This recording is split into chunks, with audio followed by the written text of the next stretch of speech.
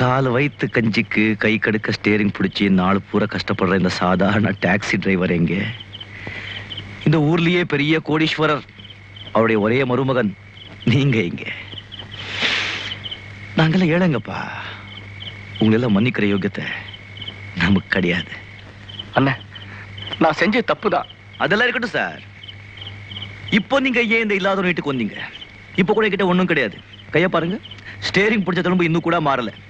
நீங்க தான் சொன்னீங்களே, பணம் காசு இருந்தாதான் கூட பிறந்தவங்க கூட கொல்லி போட வருவான்னு. சத்தியமா என்கிட்ட ஒரு தடவை கூட கிடையாது சார்.